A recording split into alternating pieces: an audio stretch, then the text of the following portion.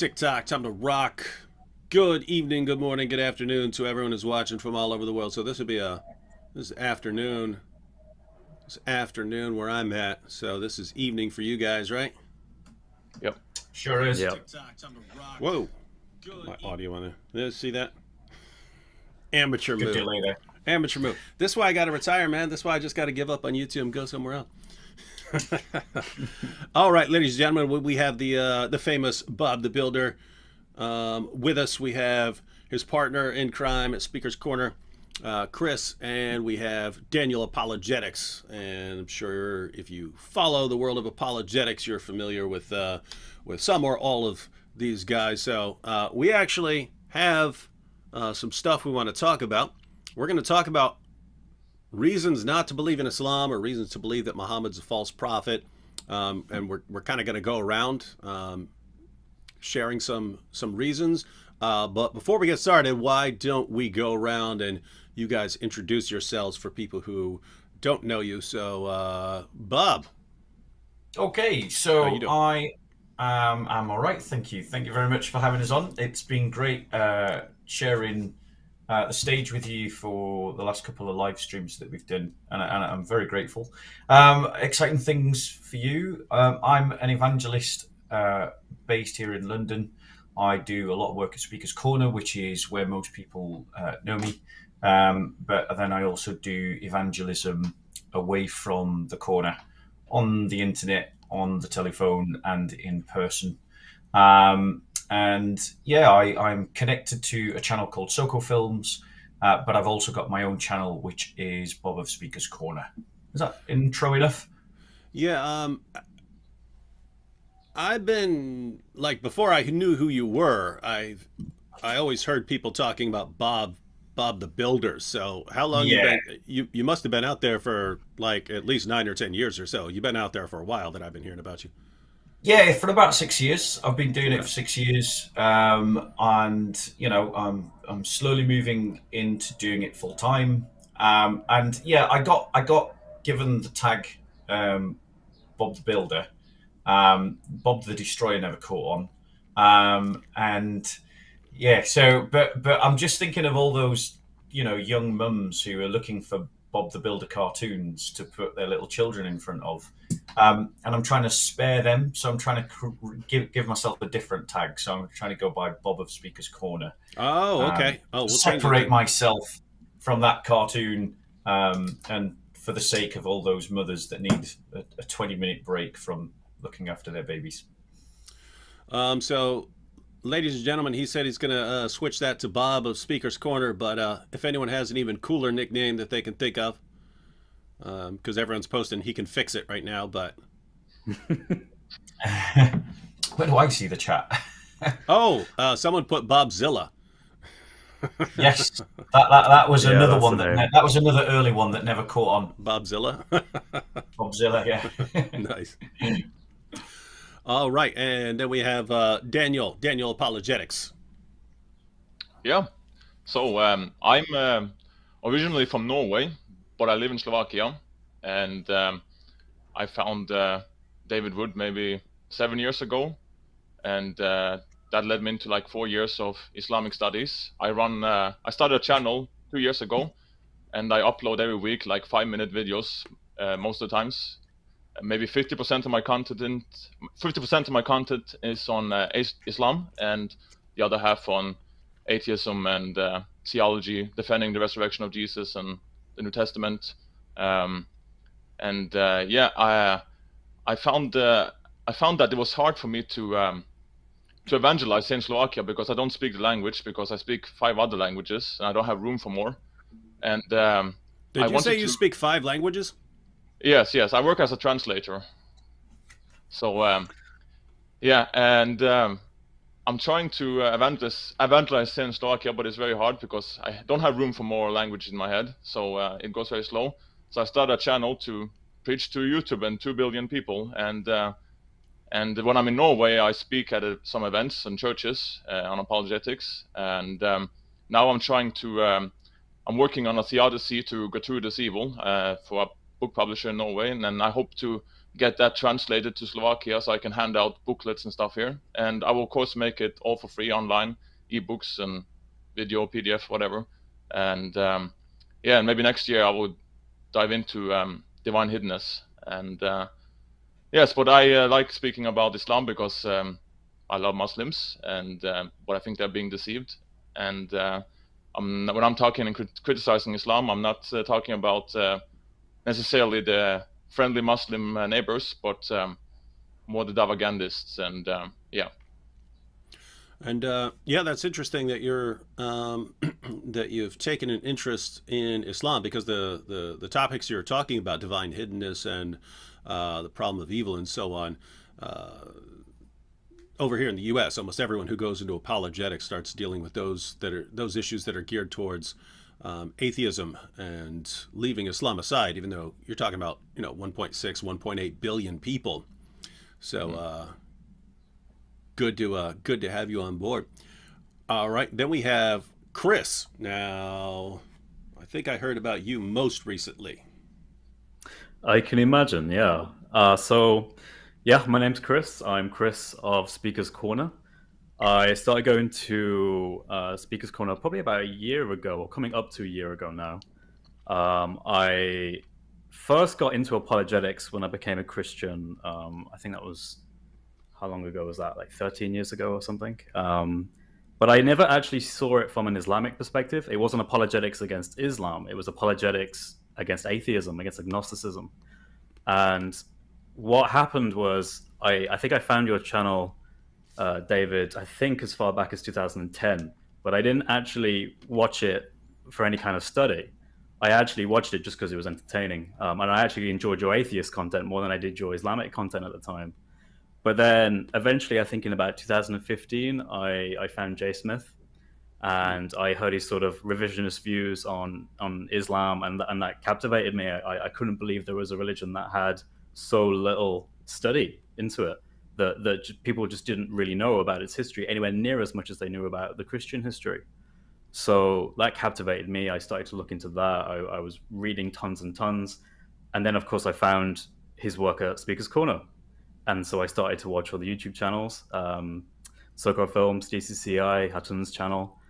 And then I thought, well, I'm actually based nearby, so I could actually travel there. I could actually go to Speaker's Corner and see what it's like. I've always had a desire for apologetics, for polemics, always been something I've been interested in, philosophy in particular. And I thought I could probably contribute something. And that's how I ended up meeting Bob. You can find like the video of me meeting Bob, I think, on Soko Films, and from there I've just been sort of practicing debating with Muslims and just sort of taking it one day at a time. But it's been great so far.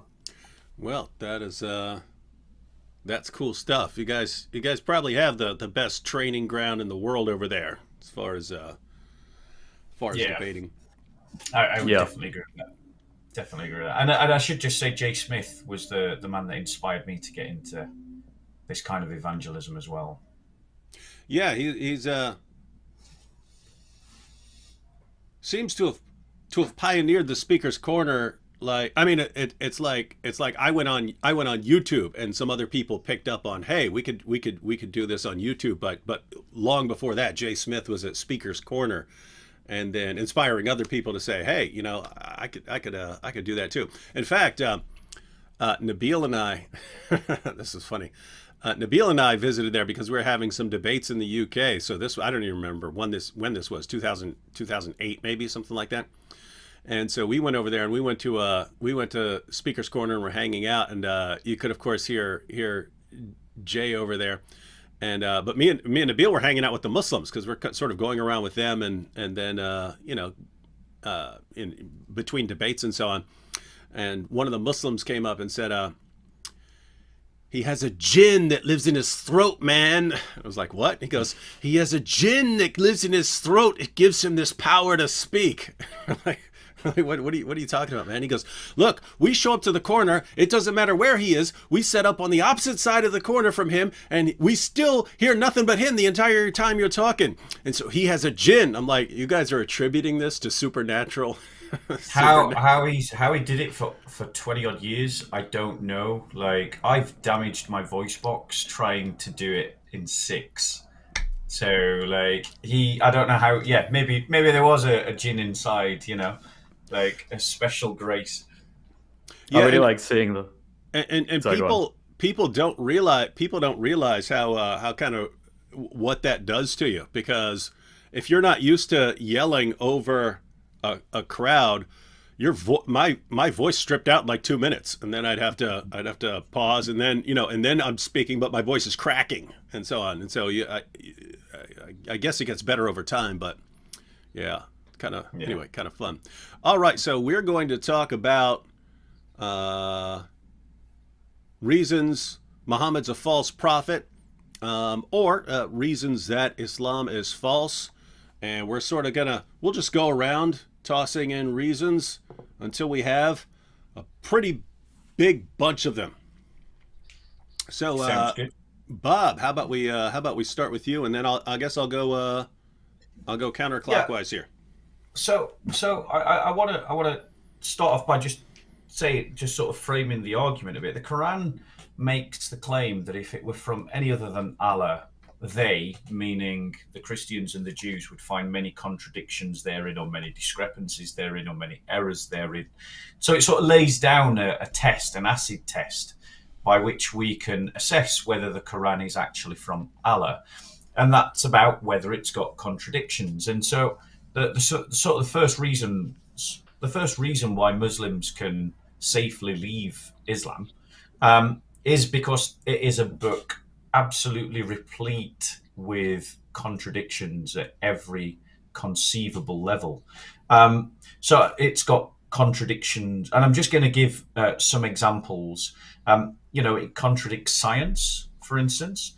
We have in Surah 1886, it talks about the sun setting in a puddle of mud.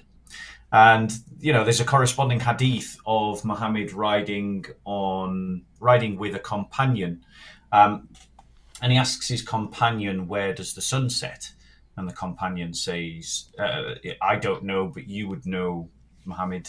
And Muhammad says to this companion in conversation that the sun sets in a puddle of mud.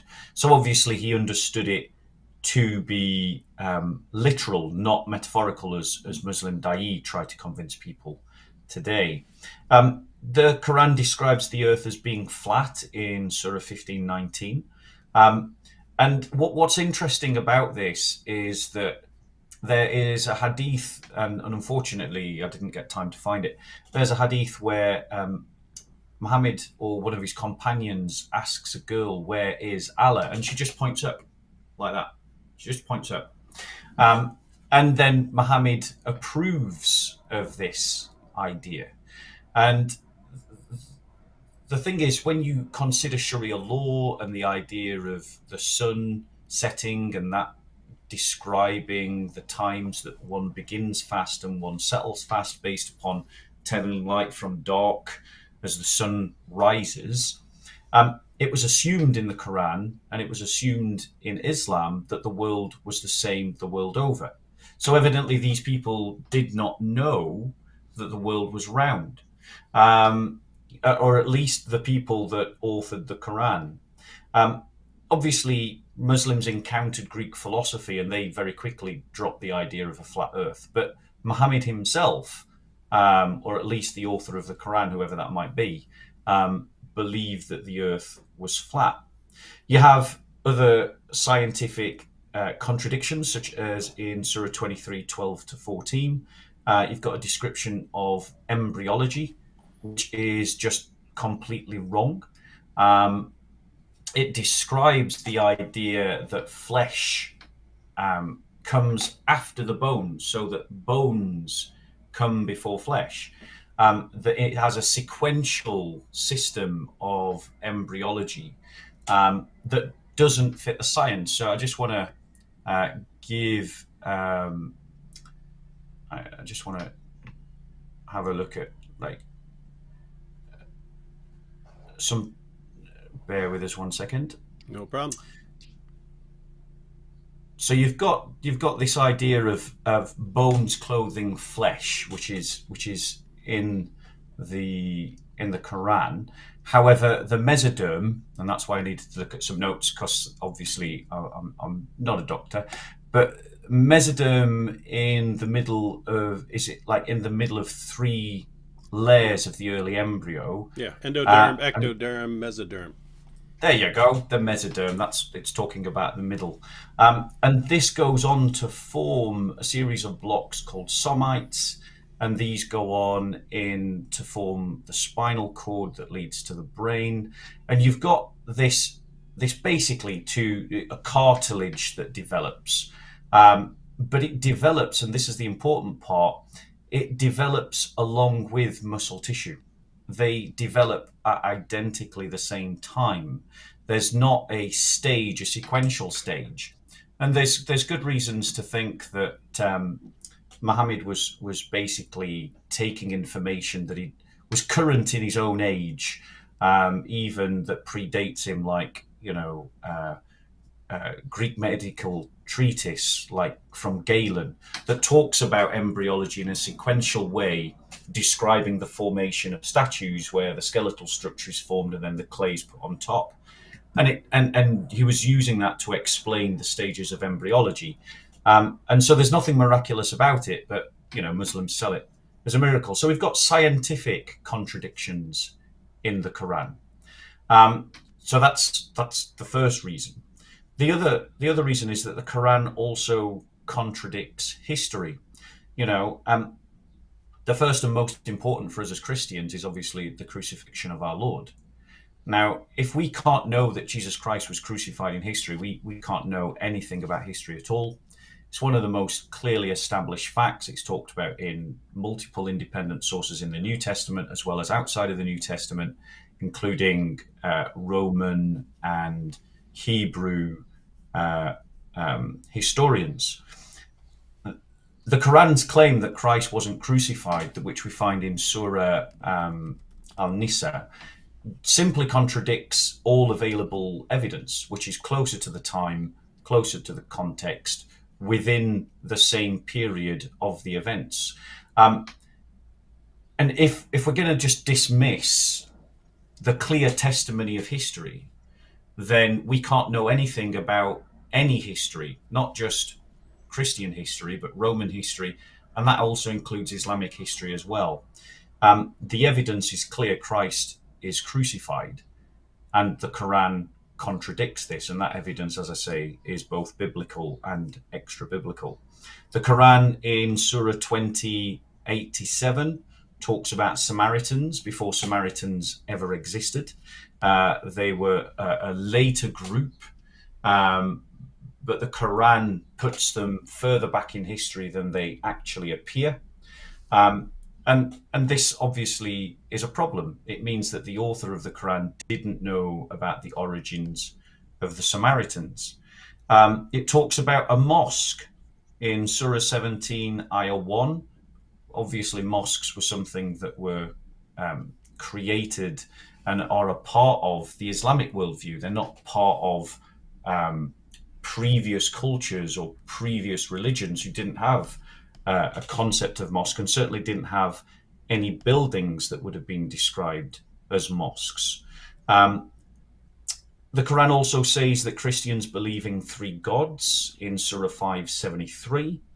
And that's obviously an ahistorical, inaccurate statement.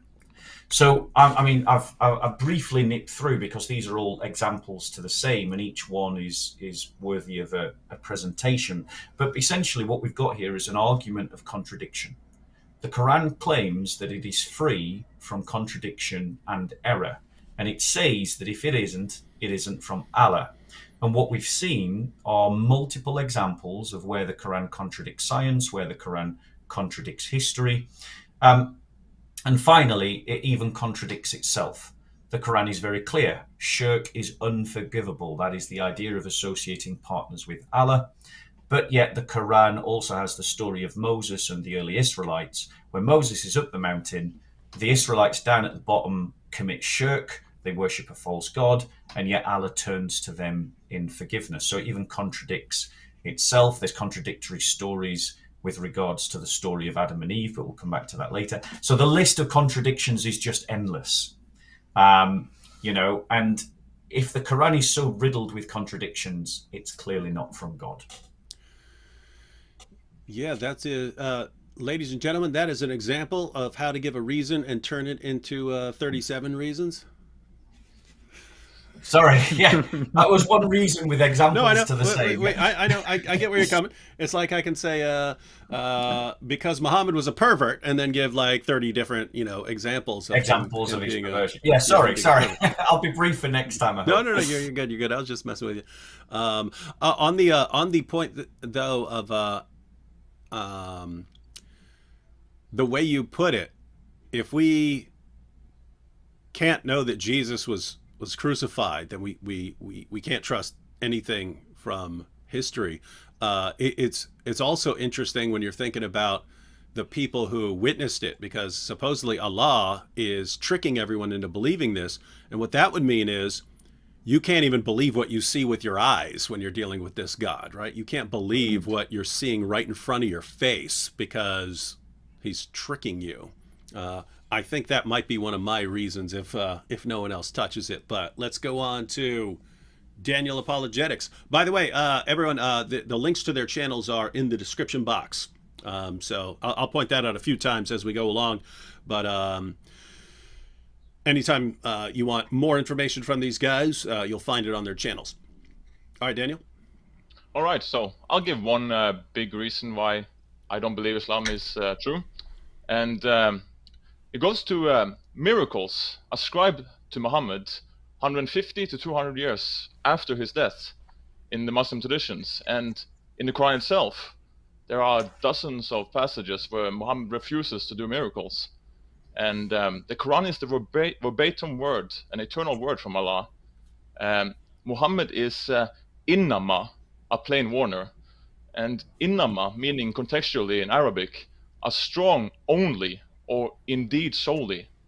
So innama is the same word that Allah used to claim his exclusively divine attributes and being the only innama God. And no Muslims will say anything else about Allah. So unlike Jesus in Christianity, miracles were not a part of Muhammad's public ministry. In Islam, the verbatim revealed word of Allah, the Quran itself, is the miracle. And this miracle, Allah's eternal verbatim word, the Quran, was given exclusively through private revelations to Muhammad.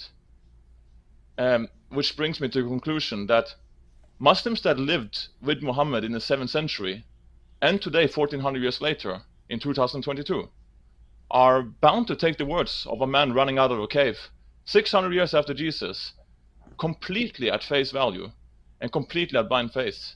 They are forced to take his word completely at blind faith and at face value.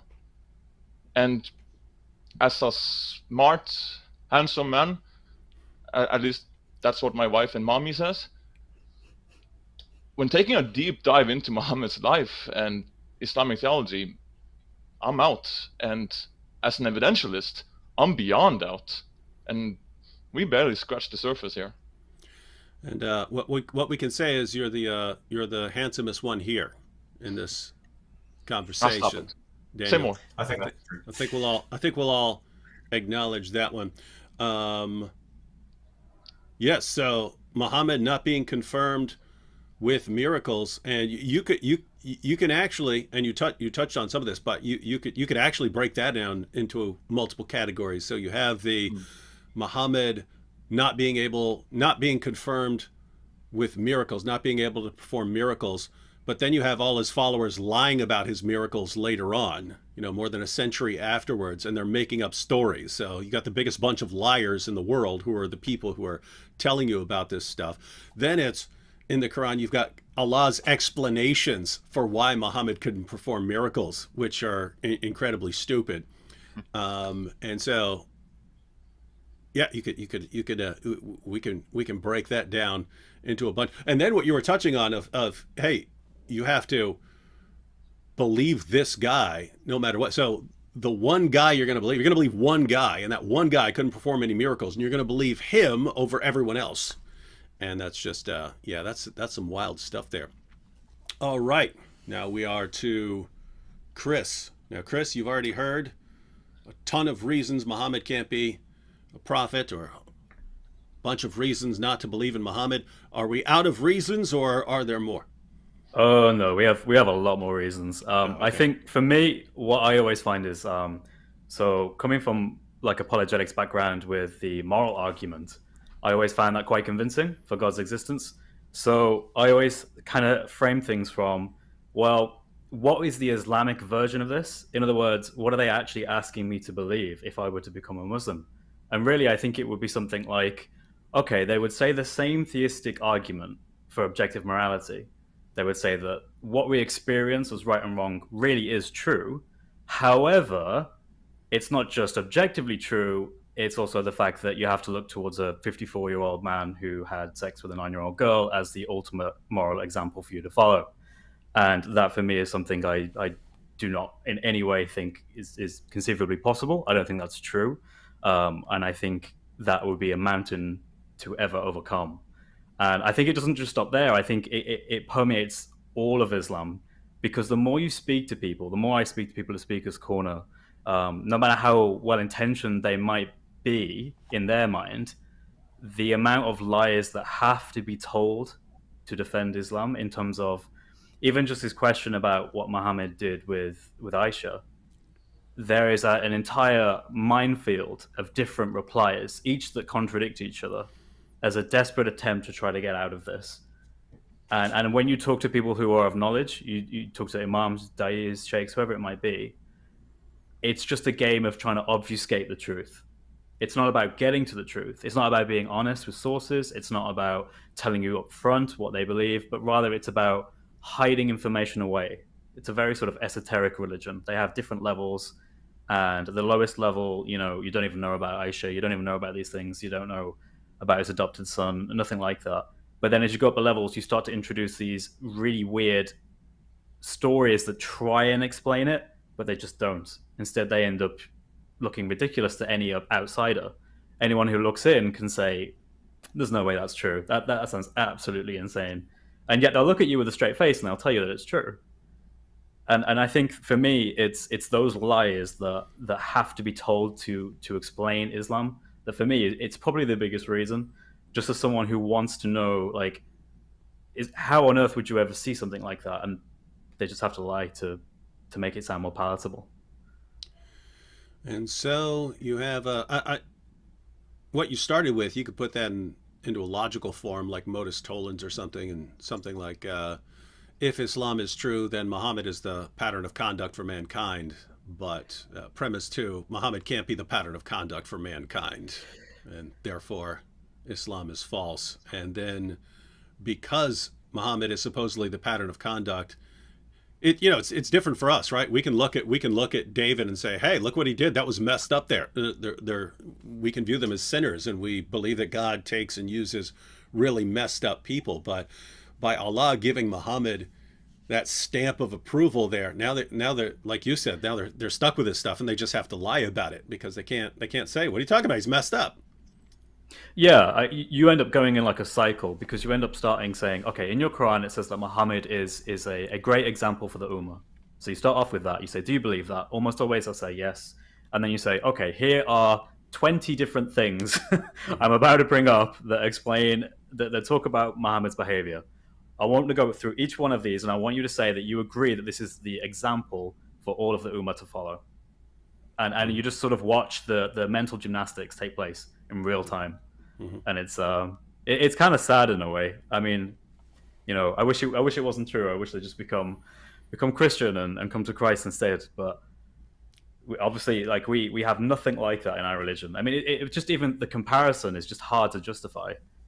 We're comparing what they believe is the most righteous and greatest prophet, Muhammad, compared to the person of Jesus Christ, and they're asking us to genuinely take that seriously from a moral perspective. Mm-hmm. And that to me is like, wow, that's not even not a rational person in the world to think it's just KO. Yep, wild stuff. All right, for my reason, I will. Let's see. So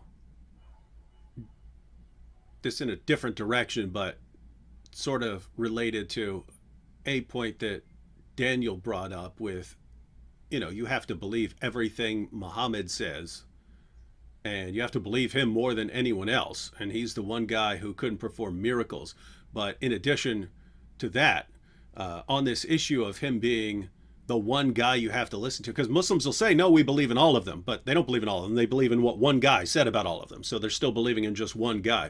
I mean, if I walk up to you and I say, hey, all prophets agree with me, that's not all prophets supporting me. That's me saying all prophets agree with me. But then the guy you're looking at, the guy that you trust more than anyone else to tell you about history and science and how to get to the truth about God and so on, that one guy is one of the most spiritually messed up people ever. So you've got Muhammad, comes out the cave. His first impression of his revelations was that they were demonic. So whatever he encountered, he thought it was demonic. And he became depressed and miserable and suicidal, tried to hurl himself off a cliff. It's actually, according to Muslim sources, his wife and her cousin who convinced him, no, you're not possessed, you're a prophet. And then he believes them. But even after that, you have the satanic verses where Muhammad, kind of any of these could actually be its own separate reason, but the satanic verses when Muhammad receives a revelation, delivers the revelation to his followers, and that revelation promotes polytheism. So later on he comes back and says the devil made me do it. And then still later he thinks he claims to be a victim of black magic, a magic spell that's giving him delusional thoughts and false beliefs. And then the entire time, of course, he's receiving revelations, and it sounds like something out of a horror film. So does not sound like the revelations that we would be familiar with in the Jewish and Christian tradition. It sounds like someone who's actually demon possessed or someone who has some serious mental health issues. That's what it sounds like. And if there were some sort of overwhelming evidence that, that could override all of these things, yeah. But when it's, hey, the guy who can't perform miracles or do anything else also happens to sound like the biggest nut job or someone who's demon possessed, and you have no other reason to believe in him, say you got a problem on your hands. David, before we go into another round, are we all right just to talk about some of the points that have been raised? Because I think just a couple of supplementary thoughts and points to Daniel, Chris's, and yours contributions. Like in Abu Dawud Hadith 491, and this comes to Chris's point, that Muslims believe that Muhammad is this great example that we should be following him today. So what Muhammad did is a good example for us today. But in Abu Dawud Hadith 491, it states that you should command your children to pray when they're 7 years old. And if they're not praying by 10, then you should discipline them. And at 10 years old, siblings who are brothers and sisters should be separated into different beds. Now, what is that telling you if you think about that and connect it to Aisha? You've got the fact that you've got these hadiths that are coming later that are creating a fiqh, a system of laws that actually condemn Muhammad. Because Muhammad engaged a 6-year-old. I mean, what 6-year-old can give consent to marriage? I don't know. And then obviously they claim that he had sex with her when she was 9 years old. But it says in the hadiths that you separate siblings so they sleep in different beds when they're 10 years old, and you don't discipline them about not praying until they're 10 years old. So, you've got this problem that later Sharia laws actually, when you project them back onto Muhammad, would condemn Muhammad. Just as a point to Chris's. But you're ignoring the fact that it was really hot that year, and so Aisha matured super fast. It was hot, so it was like a greenhouse, and she grew up like a plant in a greenhouse real fast. See, so yeah, I didn't realize that. I didn't realize that. That was a thing that happened in biology. It's a shame it's not happening today. It's a miracle of Islam. Well, one thing I always thought is about the diet, about how at that time, at that point in the world, in that region, they would have had a worse diet than they would have had today. So in effect, we actually know the effect the effects that diet has on menstruation. So in effect, because you have a worse diet, you would have matured less by that age. You would have actually taken more years to actually get to the point where you start menstruating because of your poor diet. But I've never heard any Muslim trying to address that point or to give reasons why that isn't true. They just sort of brush it away and say, I'm not going to deal with that. But you're underestimating the miracle of camel urine. Good for everything. Sorry, before I jump on to Daniel's point, is there anyone else that wanted to talk about Chris's point on it? So I was just thinking, Daniel, like you mentioned the fact that you've got the Quran that says Muhammad performed no miracles, and it's very emphatic about that. And then you've got these later hadiths that contradict it entirely and just give accounts of him performing miracles. And I think actually that probably what's happening there is the reason why that's happening is for two reasons. Firstly, I suspect that 7th century Christians were making the argument like, but what miracle did he perform to prove that he was a prophet? Because, so I think that was one of the reasons why they needed to produce stories showing that he did miracles. But also, I think it's because bearing in mind that the hadiths were written 200 years after the 7th century, so 8th and 9th century. By this point, Islam had established as an empire, and there were weak Christians who were converting to Islam. And they were carrying with them that Christian mindset that says a prophet's got to have miracles.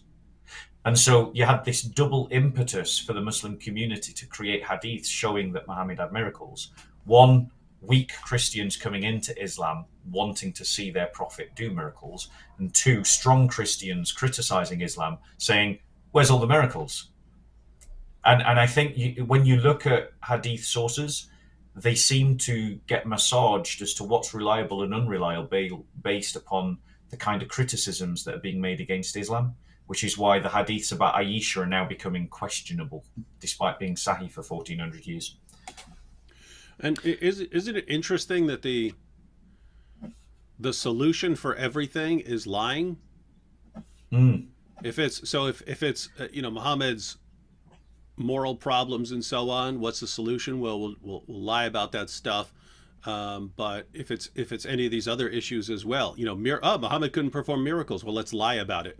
And it's always the go-to solution. Hey, we got a problem here. Well, just lie about it. Because that the truth really needs an endless supply of lies to support it. Yeah, I mean, the truth will set you free, but unfortunately, a lie snares you. And when I get that on video nearly week in, week out, like first they deny, then they see the evidence, and then they defend it. So the instinct is to lie. And I think the reason for that is that it's a combination of an honor culture mixing with a value system that values power over everything else, dominance over everything else. And I think those two things mix together in the Da'i to create a culture where lying is your go-to solution. Mm-hmm. There's another point as well, though, right? Like, I think they've been lying about certain topics for so long now that we're actually at this amazing point in history where we're seeing those lies catch up with them, and it's kind of amazing watching how they're reacting to it. So we've heard at Speaker's Corner certain da'is, if not just normal Muslims, just talking about how the Quran has been preserved letter by letter, word for word, and they just keep repeating this mantra again and again. No matter how many Quran Hatam brings in, no matter how many videos we make, no matter how much you make, David Wood, exposing that, they'll still keep saying it. But now they're at a point where the da'is, I think it's probably actually one of the reasons why they won't engage with us, is because we will expose that as a lie in front of everyone publicly. And it's quite easy to do now. So they're now trying to figure out how to lie about their previous lie to figure out how to make it all sort of work. So yeah, it's kind of interesting to see how that's going to play out. Yeah, and I mean, unfortunately, we have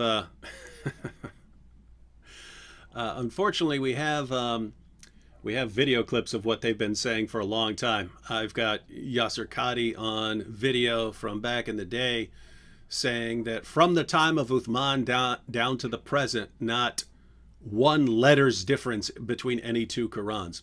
And he knew that was a lie when he said it, because I have clips of him from the same time period when he's talking to people he refers to as students of knowledge, when he's talking about all the differences in the Qurans, right? He's like, yes, and so if you go to different parts of the world, they'll have different Qurans with different letters and different words. But I mean, I have Islamic apologetics books on my shelf where it's not one single letter's difference between any two Qurans in the entire history of the world. And now it's but you have it's because of the ahruf and the different kirat, and so Allah revealed it in the different ways, and this and this and that, and so they're trying to explain why there are these differences.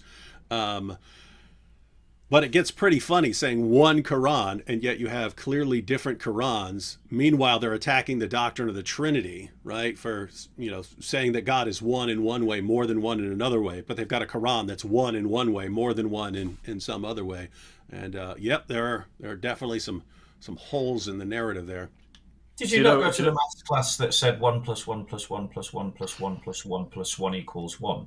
Did you not go to that one? I think I did 7 there. I was hopefully doing 7. Yeah. It's got to be. Yep. I want to say, isn't one Quran illegal in Algeria and another one illegal in Saudi Arabia? In one part of the world, newspaper is simply banning the Hafs Quran. Is telling people, don't recite the Hafs Quran at all. So this is from Algerian news, dated 2013, January 25th. It's been reported that banning of the Hafs Quran. They don't want Hafs Quran in Algeria. It says that they banned the Mus'haf, or all the Hafs versions in their mosques. Most other Muslims will say that all of the different readings, the qira'at, all of them are supposed to be equal, and they're all revealed by God. So, but wait, these are both from God, supposedly, right? Like from the Muslim perspective, the Hafs is from God, Warish is from God. They're both supposedly from God. So why are you banning God's word from your mosque? Coming to your point, and I'd just invite any Muslim who's doing this to watch this, which is to compare the demon possessions that you see in the New Testament to what the Hadiths say about when Muhammad received his revelation. Just do the comparison. The physical trauma that was involved, the loss of your own ability to loss of your own bodily controls. The demon possessions of the New Testament look a lot like the divine revelation that you see in the Hadiths, and I don't think you should ignore that, folks. I really don't think you should ignore that. Sorry. Hussein Mashni here says Warsh is illegal in Saudi Arabia. Yeah. Oh, wow. I did not know that. That's a good question. And there's another one illegal in Algeria, but I don't remember, and I think it'll take a bit long time to go through the notes to find it, but something I recently come across. And that is interesting that, again, for years they're saying one Quran. And you've got different Qurans that are illegal in different areas. And the watch is meant to be one of the 7 Aruf as well. Yeah, that's the point. They're not apparently they're not fine with it. So you've got the guys who are fine with it, fine with the differences, and yet it sounds like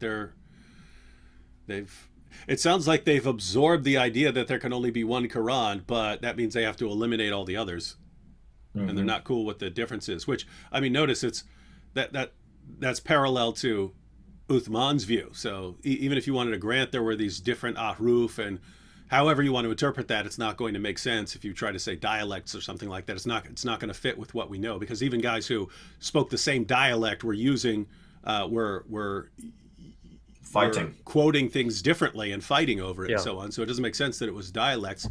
But then, so suppose you grant that whatever it was, that the Quran is revealed in 7 different ways, or whatever you want to say.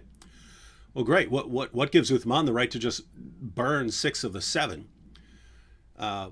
Who gave him that authority? But it seems to be the same idea. There can only be one. So even if it's revealed in a bunch of different ways, we have to clean up Allah's mess here and narrow it down to one. And they still can't do it. It's a big contrast to the Bible, isn't it? How we include our footnotes, we are proud of them, we don't hide them, but we have a completely different standard to the New Testament or the Bible than the Quran. God used humans as instruments, not puppets. And notice, if you're you take an issue, so you have textual criticism of the Bible, and the goal in Christianity is to get to the truth, right? So you want to preserve any manuscripts you can find. You want to compare them, because anytime you have, let's say, a word difference between 2 manuscripts, you want to figure out what the original word was. And you don't do that by just saying, I like this one, let me burn all the others. But in Islam, it's burn everything, cover up the evidence, lie about it, and so on. And in Christianity, it's, hey, we've got some differences here. Let's make sure people know about them so that people can come to an informed decision. There's some radically different values here going on. And I think you go ahead, Bill. No, I was just going to say it's important for Muslims to recognize that we don't see our Bible in the same way that you see your Quran. So we don't look at it in the same way. We don't understand it in the same way.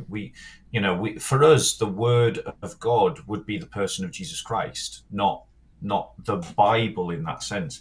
The Bible are the inspired words of men, which means that it's a different standard that it has to be measured by, and sort of textual variants of which Christians most Christians are now quite au fait with and familiar. It's about whether they affect the message. If I put a drop of orange juice in my cup of tea, but it's only 1 drop, then yes, the substance has been changed. It's now tea and orange juice. But if 99.999% of the liquid in my cup is tea, it's still going to taste like tea. It's still going to burn my lips. The 1 drop of orange juice is not going to impact the substance of the tea, as it were. And it's the same with the message of the Bible. The question is, has the message been corrupted? And the textual variants, when we study them, show that the message is sound and remains the same. Christ died, Christ was crucified, Christ is risen, Christ will come again. And so the solution there, from an Islamic perspective, would be to also lie about the Bible. Yes. Totally. Let's lie about that. Did you know that you have 70 different Bibles and they say all different things? That's the da'i, definitely. That's the da'i. I mean, I was speaking to this weekend. I've been in contact with 3 Muslims who've all become Christian. Not this weekend, this last week. So I was going up north to see how they were doing. And the thing is, it's not that all Muslims are lying. It's that the da'i are liars, and lots of the ulama are liars. There's lots of sincere Muslims out there, and they tend to be the ones that leave when they encounter the stuff that we're talking about, John Smith here said, all Muslims are supposed to have perfect memory, yet none remembers what are the ahruf. Perplexing. And the idea isn't that, of course, that all Muslims have to have perfect memories. It's that supposedly human memory is this perfect tool for preserving the Quran, and yet this perfect tool for preserving the Quran, they couldn't even preserve what in the world ahruf meant. Yep. They don't know what it means. They don't know what it means. In fact, that was part of the problem with the holes in the narrative that Yasser Qadi was pointing out. These theories that we say, even once you get to the students of knowledge where they're aware of the differences, then they come up with explanations for why there are differences.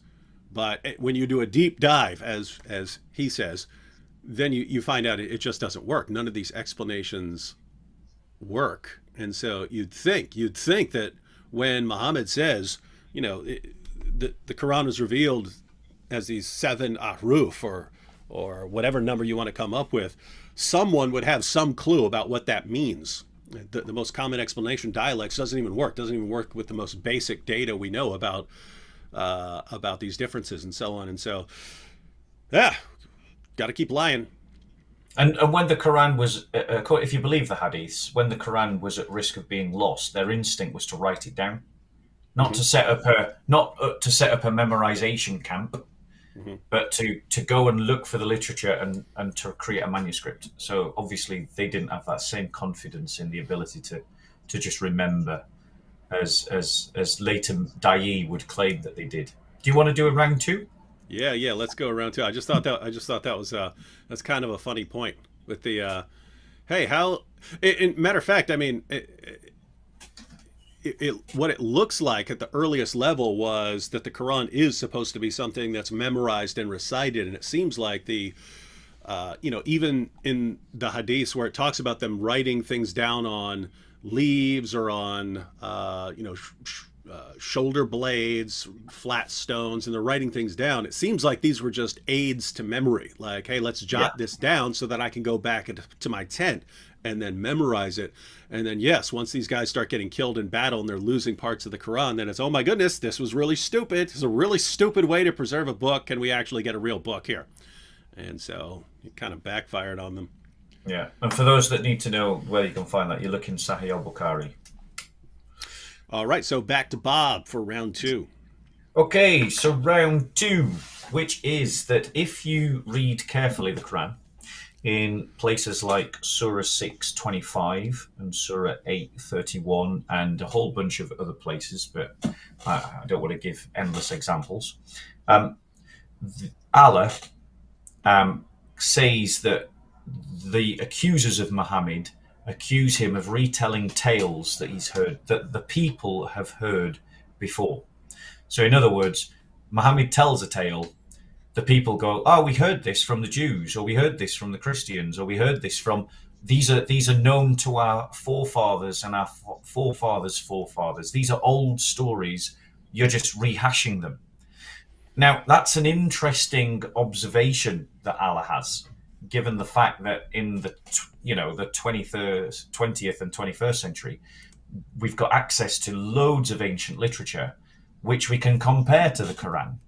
And what we find is that there's wholesale copying and borrowing from the Quran, where it takes stories that were known to communities before Muhammad was born, and then they are found in the Quran. So some examples of that. So the one example would be the story of, let's just have a look, bear with us. The story of our Lord speaking, the talking Jesus. You've got it in the Quran. Well, let's have a look. So, yes. It's also in the Arabic infancy gospel, I think. Yes, I'm coming to that. So the relevant passages are in Surah 19, 29 to 31, Surah 3:46. And here it talks about the child Jesus speaking from being a baby. Now, the problem with that is that the Arabic gospel of the infancy of the Saviour has exactly that same story, and I'll read it. It says, we find what follows in the book of Joseph, the high priest, who lived in the time of Christ. Some say that he is Caiaphas. he has said that Jesus spoke, and indeed, when he was lying in his cradle, said to Mary his mother, I am Jesus, the Son of God, the Logos, whom thou hast brought forth, as the angel Gabriel announced to thee, and my Father has sent me for the salvation of the world. So there you've got a story about a talking Jesus, and in the Quran, in the verses that we've quoted, we have Jesus speaking in 19:29-31, but she pointed to him. They said, how should we speak to one who is a child in the cradle? He said, I am indeed a servant of Allah. He has given me the book and made me a prophet, and he has made me blessed wherever I may be, and he has enjoined on me prayer and the poor rate so long as I live. Now, I don't know how he performed salah as a child, a baby in the mother's in the mother's hands, but apparently that was enjoined on him for as long as he lived. But the thing is, what you've got there is an example of a story that's clearly known, and it's being borrowed and modulated and changed for the sake of Muhammad's own agenda. Another example of the same would be the raven and the burial of Abel, which you can find in the Quran in Surah 5:31, where Allah sent a crow to scratch the ground to show him how to cover a dead body. And this same story can be found in the Midrash Tanhuma. Now, bear with us 1 second, just so I can find it in my notes. Now, and you can also find it in the Perke de Rabbi Eliezer. And there's some argument about the fact that, when is the latest redaction or the earliest available redaction of these stories available to us. But these stories are understood to predate Muhammad, and then were written in some cases in a later stage, or at least in the final form that we find them today, after Muhammad. But the fact that you've got these within Jewish tradition, going back before Muhammad, like the Midrash Tanhuma, then what you've got is an example again of Muhammad borrowing a story that it doesn't really belong in the Quran as an independent story. It's something that he's taken from somewhere else.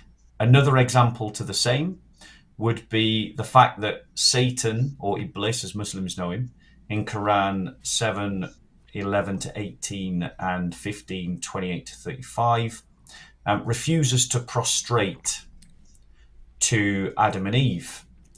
Now, the thing is, that story also appears in the apocryphal story of the life of Adam and Eve, which is a 4th century Jewish Hellenistic work, in which the angel refuses to bow. So I'll just read from the life of Adam and Eve, a 4th century work.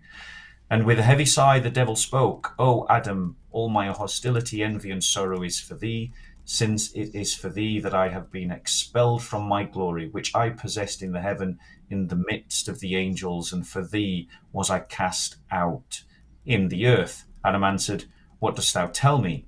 What have I done to thee, or what is my fault against thee, seeing that thou hast received no harm or injury from us? Why dost thou pursue us? The devil replied, Adam, what dost thou tell me? It is for thy sake that I have been hurled from this place. When thou wast formed, I was hurled out of the presence of God and banished from the company of the angels. When God blew into thee the breath of life, and thy face and likeness was made in the image of God, Michael also brought thee and made us worship thee in the sight of God. And God the Lord spoke, Here is Adam, I have made him in our image and likeness. For those of you not familiar with English, worship simply means to give a certain level of honor. It doesn't just mean the worship of God. It can be any kind of honor that you give to any being. And Michael went out and called all the angels, saying, Worship the image of God as the Lord hath commanded. And Michael himself worshipped first when he called me and said, "Worship the image of God the Lord." And I answered, "I have no need to worship Adam." And since Michael kept urging me to worship, I said, "What dost thou urge me?" So basically, Satan is refusing to give honor to Adam. And this is a story that we find in the Quran. And in both stories, for that refusal, Iblis of the Quran and Satan in the life of Adam and Eve are cast out of paradise. So what you've got is a very clear parallel of a story that, and in the time of the 7th century, bearing in mind Muhammad would have traveled far and wide as a traveler, he would have heard these stories and had conversations with Jews and Christians and heretics and other religions. And he's hearing these stories orally, so he doesn't need to read them. Remember how amazing the Arabic memory is?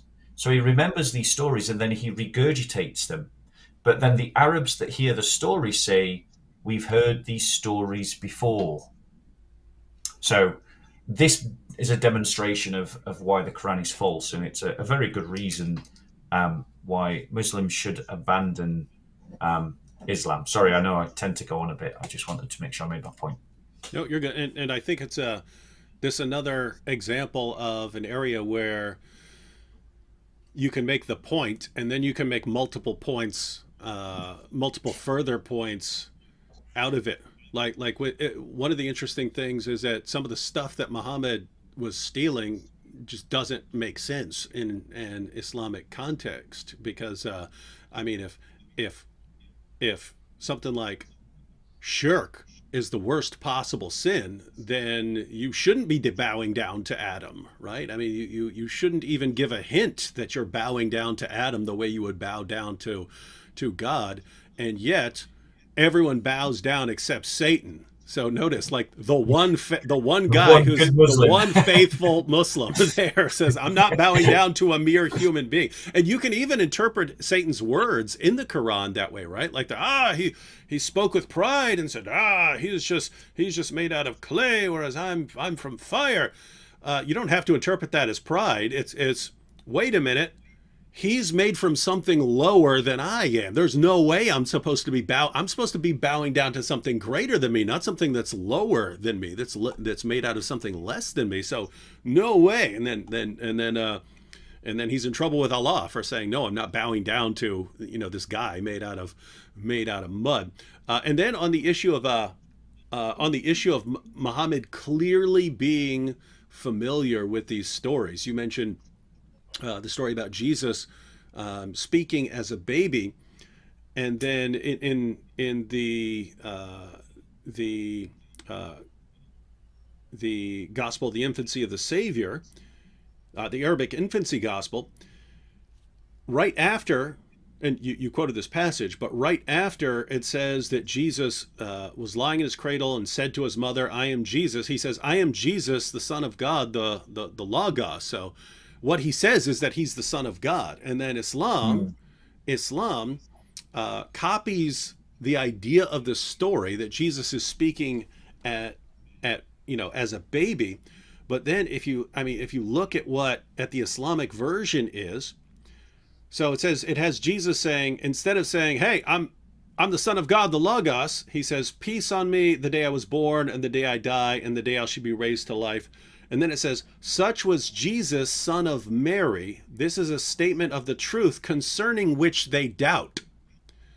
So the Quran says, "I'm giving you the truth," and these other guys doubt the truth of what I'm giving. So other people are familiar with the story too, and they're doubting Muhammad's version of events. And then the very next verse says, "It befits not the majesty of Allah that he should take unto himself a son." Now, in the Islamic version, there's not a word about anything having to do with a son. It doesn't say one word about Jesus being the Son of God or anything about people claiming that Jesus is the Son of God. It just says, here's what Jesus said, and then it said, God doesn't have a son. Well, what are you responding to? What are you responding to? There's nothing in the passage that had anything to do with that. You just blurt out, "It's not a son," right? Well, if you're familiar with the story, and what Jesus says as a baby is that he's the Son of God, and all your listeners are familiar with that story, then as soon as you say Jesus spoke as a baby, they're thinking, oh yeah, he claimed to be the Son of God. But he's not a son of God, right? So it's clear that they're familiar with these stories. And this is the same thing that you pointed out. They're all familiar with these stories. Muhammad's repackaging them and putting an Islamic twist on these things. And it's so weird because it's like, how much more obvious can you make it? I mean, he is obviously plagiarizing these stories. It's in the Quran. The people who are there constantly accuse him of plagiarism. When he's called out for plagiarism, Allah gives the stupidest excuses ever. Oh, no. The guy you're saying he's getting this stuff from is foreign, whereas Muhammad's revealing this stuff in Arabic. So nothing can ever be translated according to Allah. It's like the stupidest explanation in response to clear examples of plagiarism. But yeah, that's a pretty wild problem there. All right. Well, now back to Daniel. I hope you're not out of ammunition there, Daniel. Oh no, not at all. Nope. So for time's sakes, I will try to be quick, and I will try to squeeze in two of them. So the obvious one, I'm sure for many Christians, and I think every Christian should learn this, is the Quranic or Islamic dilemma. And that is that the Quran affirms the inspiration, the preservation, and the authority of the gospel. Problem is that the Quran denies the deity, the death, and the resurrection of Jesus Christ.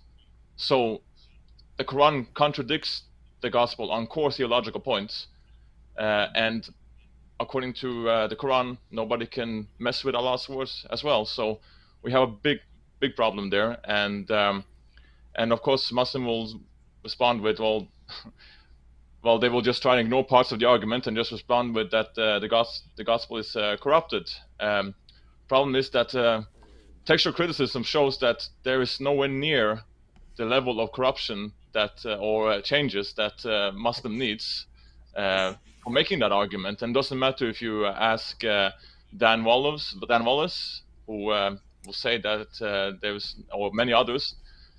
We have so many manuscripts, early Greek manuscripts, it's an embarrassment of riches, and I quote him there. Or you can go to Bard Ehrman, Muslim's favorite biblical scholar in textual criticism. He will say in Misquoting Jesus, his book from 2005, I believe, that there is nowhere near, or like there is the core theology and the core doctrines of Christianity is still there, and he wouldn't have any disagreements with his mentor Bruce Metzger. So yeah, there is no evidences of this corruption or another gospel. Deity of Jesus we have so much early from the gospel evidences and manuscript evidence to church fathers. It just doesn't hold up. And I will just now, for time's sake, squeeze in a very fast one more reason.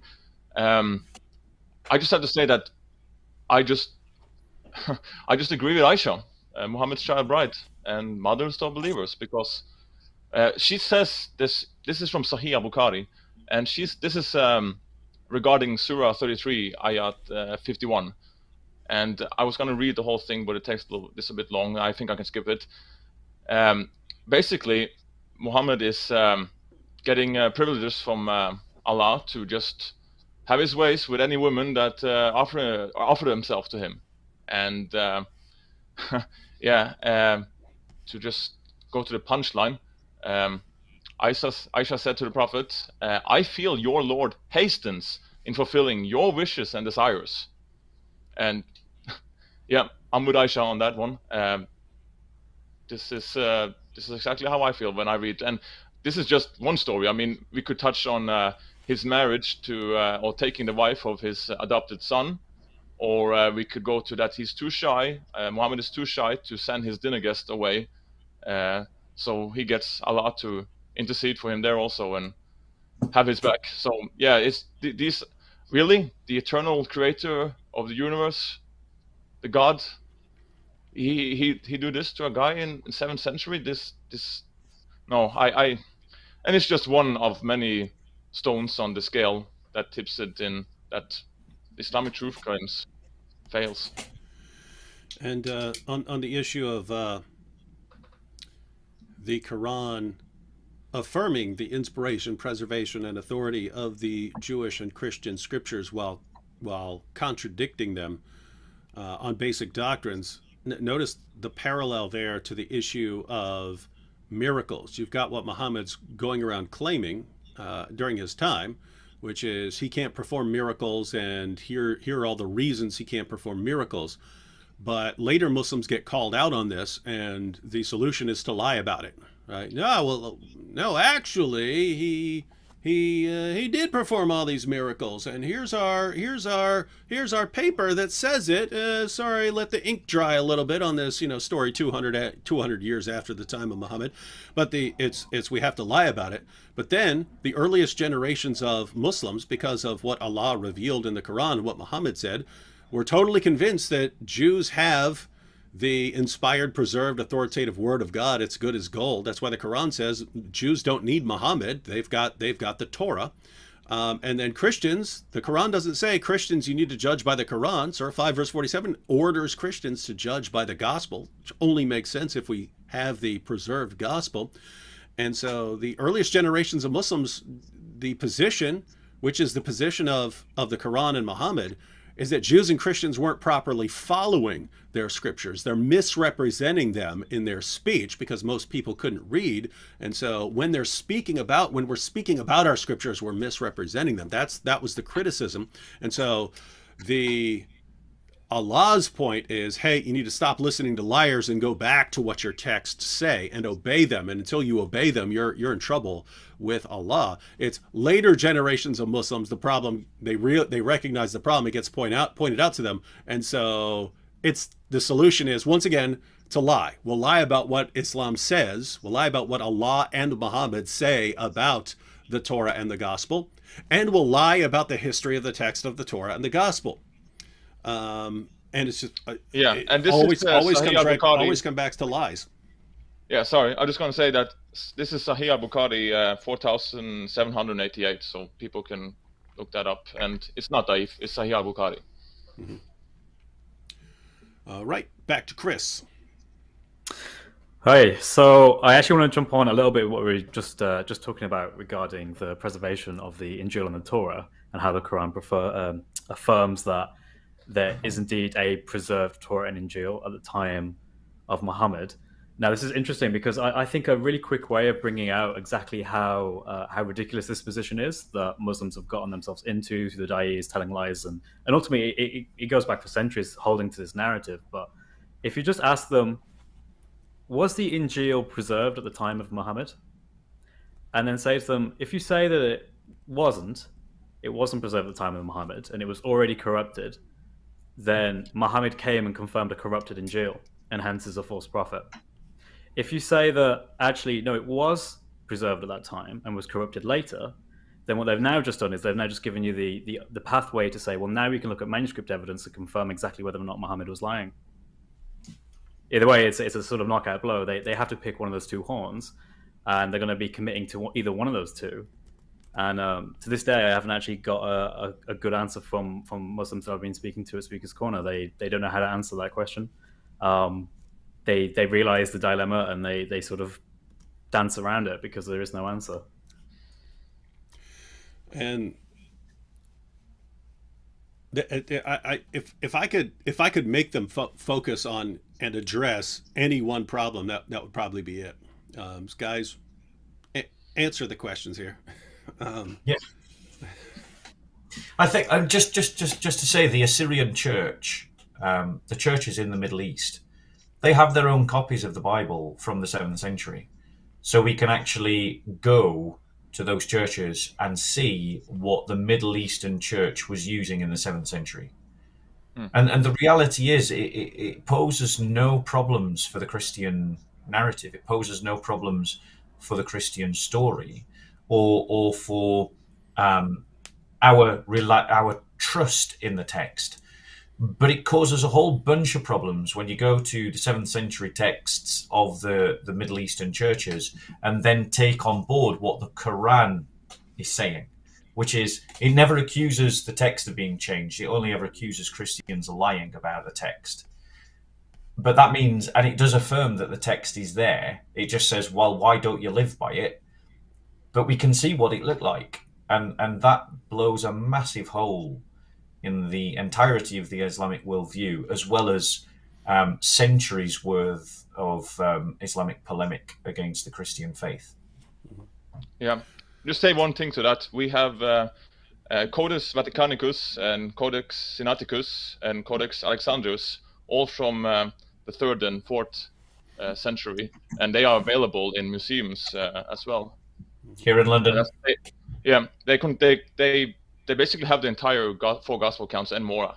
Just think one of them I mentioned missing the Book of Revelation or something. So, and keep in mind that Christianity spread out and took over 2/3 of the Roman Empire within 300 years or so, under heavy persecution periodically throughout that period. And there are manuscripts everywhere, and there's no way that with the amount that we have today that we can have missed something. There is, I mean, we know what Christians believed at the time of Muhammad. It's late. Mm-hmm. Yeah, if we grant the whole Islamic premise that the text has been changed, and the next question is when and where, but given the manuscript evidence that we've got, the only logical place that text could have occurred was in the immediate next copy of the text. So in other words, we're pushing the whole corruption hypothesis right back to the time of the original. And if we're pushing the whole corruption hypothesis right back to the time of the original, then that means we've got the original. Do you know what I'm saying? It's kind of like, and also the natural conservative nature of all religions to try to preserve that which has been received makes it highly unlikely that someone was going to radically rechange the text to put in a completely different message. It's just not a realistic idea. And ultimately, Muslims have still got to produce the original that it's changed from, because you can't prove a change unless you've got an original to prove the change from. No, that's right. And you know, there is this early creeds also, and most scholars will affirm that those creeds that has quite high Christology as well, like 1 Corinthians 1:15 and Romans 10:9.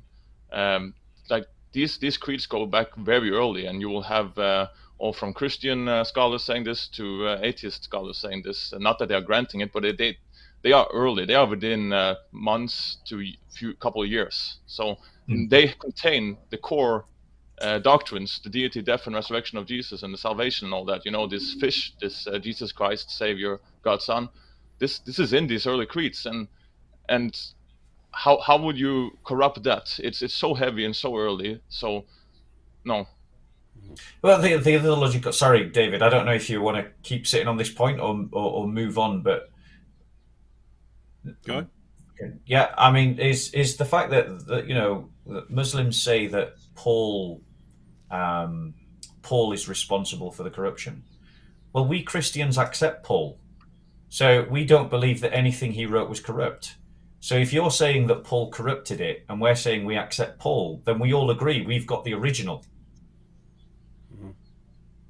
Does that logic make sense to people? Like, do you get why I'm saying that? Like, if they're saying Paul changed it, and we're saying we accept Paul, then everyone's in agreement. We've got Paul, so we've got the original. There was no corruption. Mm-hmm. I think this is why they're basically trying to take it back even further than this now. I think they're moving away slightly from the Paul corrupted everything argument to the Jesus didn't speak Greek argument. Therefore, he did have the Injil, at least it was revealed to him, except he was completely unable to in any way translate it, and hence it was immediately corrupt. It's basically the argument that no one could possibly ever translate into Greek, which I think is a terrible argument. And I think it's really, really bad that you have to rely on things like that. Just to basically say, look, there is no possible way that two people someone who would have known Greek, because it was a spoken language at the time, would have known Aramaic or Hebrew, and couldn't have possibly translated from one to the other. It is literally impossible. It could not have happened. I think that's such an extreme argument. And notice, it's another example where you've got these layers to the problem, where as soon as they give one response, they're opening another door. So it's just very common to say, but your New Testament's written in Greek, and Jesus didn't even speak that. But wait a minute, according to the Quran, the book that Jesus had is called the Injil, and that's a transliteration of a word that goes back to Evangelion, which is a Greek word. So Jesus brings a book with a title in Greek, and why is he bringing a book with it that has a Greek title, if it's not supposed to be in Greek? And it's just there's just no way to make this coherent. It's like, hey, here's a problem, guys, then let's make something up to avoid that problem, and the answer that they make up causes another problem and doesn't fit over here, so then they have to make up another answer to fix that. And it's like they're in this sinking boat, and it's got all these holes in it. They're trying to like plug up all these holes in the boat. Did you just say there's holes? Is there holes in the narrative? There's holes in the boat. There's holes in the narrative. They're all over the place. All right, so I guess I'll finish up this round. I wasn't going to make this point, and I don't know if Big Mahmoud here is serious or joking, but it's a perfectly valid point against Islam either way. But Big Mahmoud here says, "Read this, please." They will answer, I don't know how to read. Isaiah 29:11-12. How do Christians explain this verse? Oh, I think he's got us there. Look at that. And so for anyone who's unfamiliar with the argument here, so someone's told to read, and then the person answers, I don't know how to read. But if you look at the Islamic stories about Muhammad receiving revelations, the angel Gabriel tells him to read, and Muhammad says, I can't read. So here you have it. This is a clear biblical prophecy that Muhammad, the final prophet, is going to be given a book, and he's going to answer, I don't know how to read. Now, I was just going to quote what Isaiah actually says. I see you flipping around there, Bob. Are you going for your next point, or did you just want to? No, I'm going to the biblical passage here. Yeah. I've got it right here too. But this is a perfect example of how you have all of these problems, and they're all rolled up, and it's just lie upon lie upon lie. So why would someone want to lie and try to insert Muhammad here? Well, it's because the Quran says, Surah 7, verse 157, that Jews and Christians find Muhammad mentioned in the Torah and the Gospel. And so if the Quran is true, we have to be able to find Muhammad mentioned in the Torah and the Gospel. Here they're actually interesting because they go to the book of Isaiah. And so they're in the Islamic concept, they're obviously including the entire Old Testament as Torah, and that's fine. But now include the entire New Testament as the Gospel. That be consistent here. But if you look at what the book of Isaiah actually says, in verses 1 through 10, it's Isaiah prophesying this judgment against the people of God. So judgment is coming because of their rebellion. And so he gives the vision of God pouring out his wrath on people. This is the vision. This is what the book of Isaiah is. And then you get to verse 11, which our buddy cited here, but he didn't quote he didn't even quote the entire verses. That's strange. Let's read just the two verses he gave. And the vision of all this, notice he left that part out. And the vision of all this has become to you like the words of a book that is sealed. Notice the vision of what? The vision of everything he's talking about, not the Quran. It's what he was just saying. So the vision of all of this has become to you like the words of a book that is sealed. When men give it to one who can read, saying, read this, he says, I cannot, for it is sealed. And when they give the book to one who cannot read, saying, read this, he says, I cannot read. So notice what's going on here. Isaiah is talking about people's stubborn rebellion against God's warnings of his wrath that's coming on the people. So and Isaiah says, look, even when God reveals it to you, when God reveals it, he gives it to you in a book. He gives you the revelation and delivers it to you. You start making excuses for why you're going to rebel against it. So he says, here's the revelation. It's written down for you. It's like a book. Here it is. God's telling you what he's going to do. And you say, oh no, I can't read that. It's sealed. Or I can't read. They're people making excuses for why they're rejecting God's revelation. And so notice Muslims then say, this is Muhammad. Wait, Muhammad was just in rebellion against God's revelation and refusing to listen to God's warnings? Because I'm fine with that. If you want to say this is a prophecy of Muhammad, this is a prophecy about all people who rebel against God and refuse to listen to his revelation. So if you want to say that's Muhammad, that's fine. But notice, if you wanted to say, well, when it says, when they give the book to one who cannot read, saying, read this, he says, I cannot read. That's talking about Muhammad. There's nothing here about this being a prophet. These are people who are responding to the prophet, right? The prophet is Isaiah. He's giving the warning, and the people are coming up with excuses for resisting. So they're putting Muhammad as the person who says, I cannot read. So he's the one making the excuses.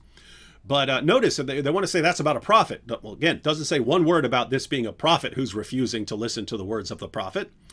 But if you want to say that this is talking about a prophet, well, great, there's another prophet there, because there's the guy who says, I can't read because it's sealed.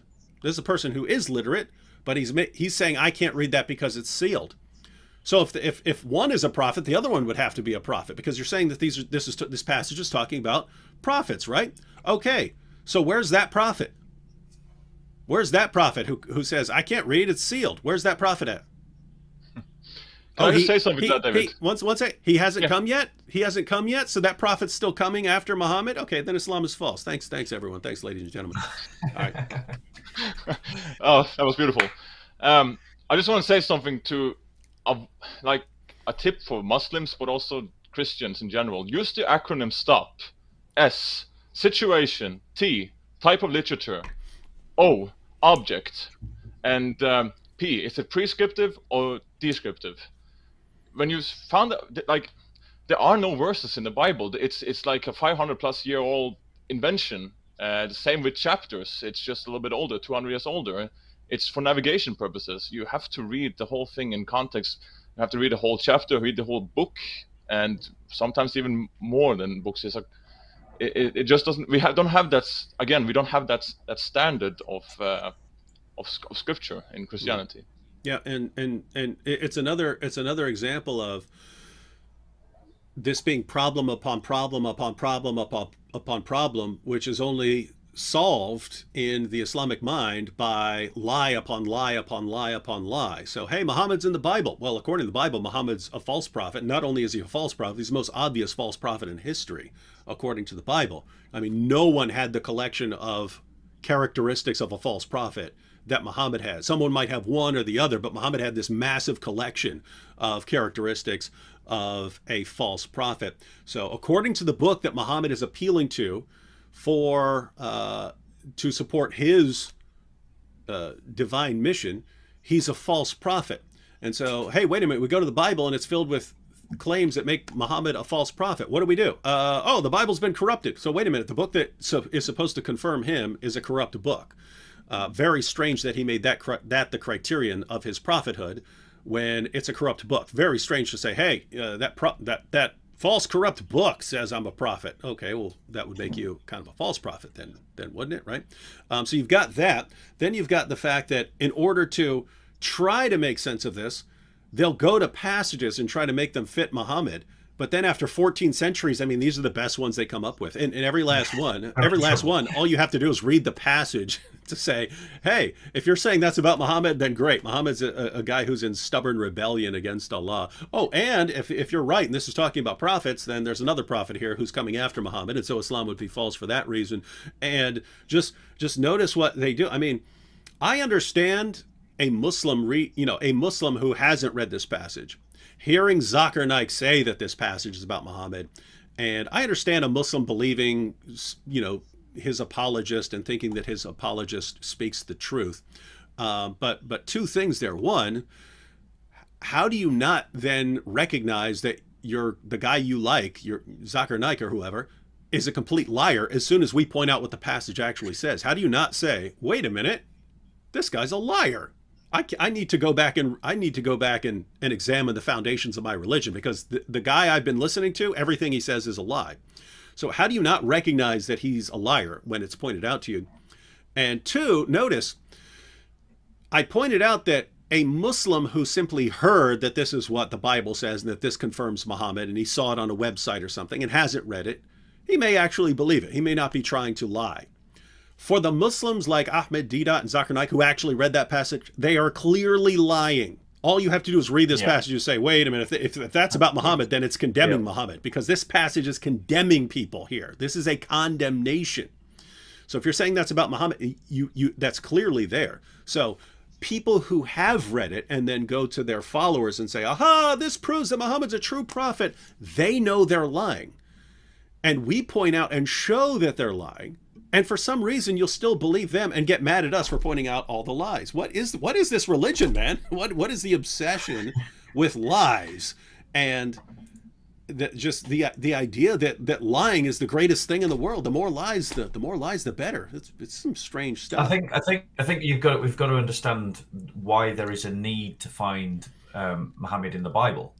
It's because the Quran says that if people look, they find Muhammad in the Bible, and in one passage it even calls him Ahmed, in the Bible. And so, and bearing in mind this is the Bible of the 7th century that the Quran is saying is not corrupted, but we're lying about saying that Muhammad's not in there. And so the da'i have got this imperative to find Muhammad in the Old Testament. They've got this imperative to find him in the Injil, because the Quran says that he can be found in Torah, Injil, and Zabur. And that's the Psalms, by the way, for anyone that know what I'm talking about, the writings of David. Now, and so they come up with these examples, Song of Solomon, for instance, which is, for instance, there's always one good Muslim that will destroy it for everyone else in a moment of honesty. So the Muslim scholar who's in charge of Islam QA, Islam Ka, if you look at what he says about the Song of Solomon argument, he completely destroys it. He says that linguistically it's wrong, and the Song of Solomon argument is Muhammadim in the Hebrew is a reference to Muhammad. And he completely destroys it. He says that linguistically are wrong. It says that that it's a complete fabrication to use this argument. He's destroyed this argument that was popularized by da'i, who were literally making stuff up because they have a reason to. Because if they can't find Muhammad in the Bible, then that means the Quran's another error in it, because the Quran says Muhammad is in the Bible.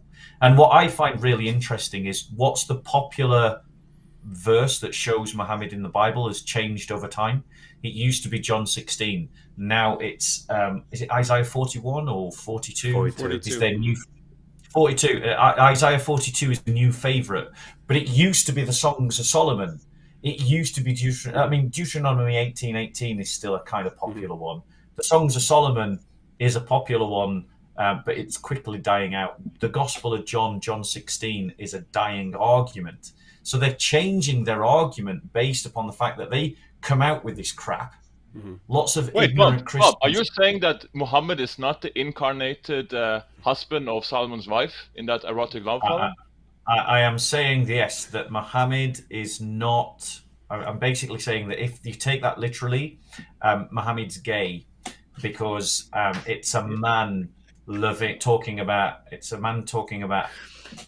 Muhammad, So yeah, he is lovely. You remember, it's like, but sorry, yeah, sorry. That's a look at the passage, the kind of eroticism that's in there. But the point is, it's a destroyed argument, and these connections that they're making is to try and prove the Quran correct. That's where it's coming from. And since there's no evidence for it, they're forced to lie. But it puts us in a... Go on, David. Oh yeah, I was just going to say, notice the parallels with the argument from perfect preservation. It's here's our proof. The Quran's been perfectly preserved, and that worked in an environment where no one knew anything about the history of the Quran. Then people start learning about the history of the Quran and bringing the reality to the attention of the Muslim population. Then the it's not the scholars who decide, hey, we're going to tell people the truth. It's the people who are confronted with actual facts and then running back to their scholars and said, wait, you said perfect preservation, but Hatun's got 37 different Qurans over there, and they're all saying different, they're saying different things, and she's showing us the Arabic. So what's going on here? Oh, that's just dialects, different dialects. And Hatun, they're just different dialects. And then, oh, wait a minute, no, these are actually different meanings of different words. That's not gonna work. So they go back to their scholars and, oh yes, because they're the different kirat, and yes, they're complementing each other. They're constantly changing their story to defend something that they made up in the first place. But it's the same situation with these prophecies. Like you pointed out, it's, hey, here's the latest prophecy that we found about Muhammad, and that works in an atmosphere of ignorance where no one knows anything about that. And then as soon as you actually, hey, well, let's read the passage. No, we don't want to go to that one anymore. We've got this new one. Ha ha.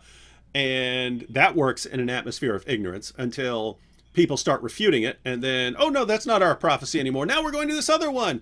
And it's every single argument they use. It's like, let's find an argument where no one knows anything about what we're talking about, so they can't refute the lie. And let's spread our religion as fast as we can using that lie that no one can expose because they don't know what we're talking about.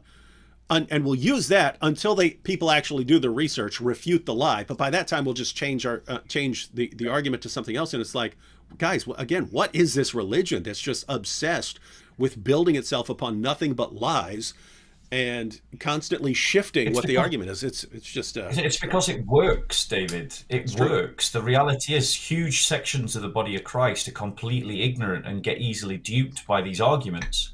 And the thing that's important with it, especially within the Da'i, is winning. They don't care about truth. They don't care about being sincere. What they care about is winning. And they found a tactic that works, and it is basically playing on the ignorance of the church. And that's our fault, really. And now it's finally catching up with them after relying on this method for 14 centuries. Now we get down to the age where the internet allows us to spread refutations very, very quickly, and it's catching up with them. And so what are you getting? You get an avalanche. Definitely. Chris, you're going to have a whole list of things that they've said. We're going to end up having an entire catalogue of lies that have been told by very popular, very well-known sheikhs, da'is, imams, and we just get to say, right, 1 decade ago, this was said. The decade before, this was said. And you can just trace it back. It seems like it's a religion that's running away from itself. It's trying desperately to. It knows it's coming. It knows its own destruction is coming, but it doesn't want to face reality yet. And it's kind of like if our religion can't be true, if we have to propagate lies in order to maintain this, well, we're going to destroy you in the process of doing it. We're going to have our little debates. We're going to use our tactics that are not geared towards truth, but just geared towards duping you.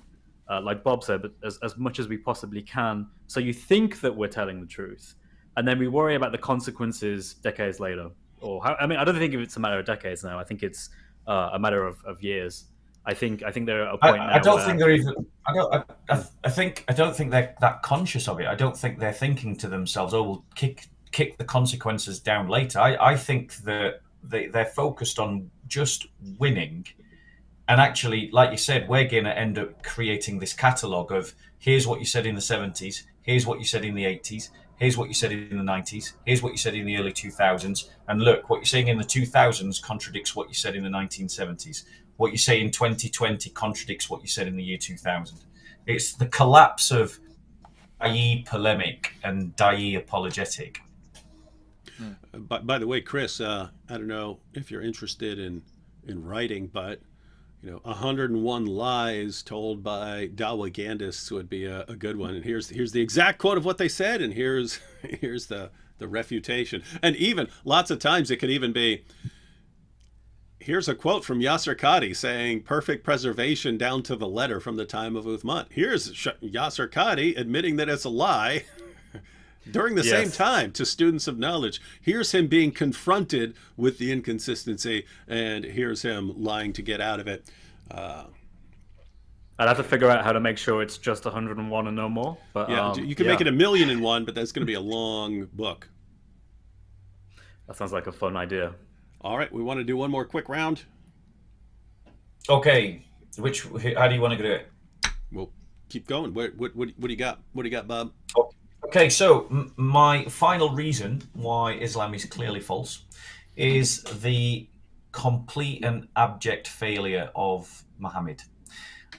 Muhammad apparently, if you believe the Quran, established a perfect religion that gave perfect guidance to all people at all times in all places, and he established apparently this perfect political, economic, social and cultural system.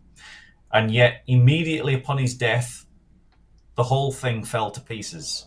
So you ended up with this giant civil war between Muslims that didn't get the memo that zakat continues after Muhammad's death. They just thought it was like a personal offering that they were giving to Muhammad. Then you get this split because Muhammad didn't bother to really make it clear about how he was supposed to be succeeded. And so you get a split between the Shia and the Sunni and a number of other groups that emerged at the same time about who should be in charge. These groups continue to fight, sadly, and to kill one another even today and persecute one another. You get the fact that Islam needs to be, despite it being perfect, it needs to be continuously improved. And by improved, what I mean is things like, well, we don't know how, it's not clear from the Quran that we should pray 5 times a day, so let's make a hadith that makes it clear that we pray 5 times a day. We haven't got any instruction what is the formula of the Shahada, so let's make a hadith that gives us the formula of the Shahada to say. And we don't know how to do our wudu from the Quran, so let's make a hadith that tells us what how to do our washing and ablutions. And then it goes on that we then need to have this scholarly class that are never clearly identified in the Quran about how you identify which scholars to follow, who then make legal opinions upon these hadiths and upon the Quran. And these legal opinions themselves consistently change over 1400 years. So early Islamic scholars, the very earliest, were against the idea of killing prisoners of war. Later medieval Islamic scholars were in favor of, much more tolerable about killing prisoners of war. Later Muslim scholars are much more tolerable of the idea of women divorcing men, but the earliest ones were more against it. You get these constant opinions. And so what we see is Sharia law is not a legal system. Sharia law is a consensus of opinions. And those opinions shift and change over time. Islamic doctrine about Allah continuously evolves and improves. Islamic doctrine about the Quran evolves and improves. Islamic doctrines about the Hadith evolves and improves. Sunnis and Shia have different Hadiths, and all of this need for improvement, all of this adjustment, comes from the fact that Muhammad didn't establish a perfect system, and that's why it failed immedately after he died. He was just a 7th century warlord with a few quasi-religious ideas and a few religious legal opinions that suited himself, like when he needed them. By contrast, the church that was founded by Jesus Christ still exists today, unconquered and unconquerable. Amen. So that's my quick reason. All right, Daniel, did you run out now? No. No? Okay. But I will try to be fast as we are getting close to the 2-hour mark. So I'm just going to go to Jesus. There is just something about Jesus. It doesn't matter if it's if the true Christ that we read about in the Gospel and the earliest is same with most of the Apocrypha and later sources. There's just something about Jesus. And that's the same in Islam. And I'm just gonna say that, well, Jesus is virgin born. Muhammad is not virgin born. Jesus is sinless. Muhammad is not sinless. Jesus is called the Messiah. Muhammad is not called Messiah. Jesus did miracles. Muhammad did not do miracles. And Jesus is called Word of God, and Muhammad is not called Word of God. And I'm talking about the Quran here. Jesus is called these things in the Quran. And I also have made videos on this. I have references available there on those videos and articles. But I can also go to very fast to the divine names that Jesus has in the Quran. Jesus is called first and last. He's called light. He's called king. He's called truth. He's called creator, or he is this, and he's forgiver. And is like, for example, in forgiver in Surah 20:82, Jesus is the forgiver, and in Surah 22:69, he's judge. Same as in the Bible, Jesus is the Holy One. Surah 59:23. I have many more of these available on my website and channel and videos, but yeah, it's just something about Jesus. And when I just see Muhammad and Jesus right next to each other, I can't be in doubt of who I think we can make a good case that Jesus is divine in the Quran, and Muhammad is not. And by the way, for people who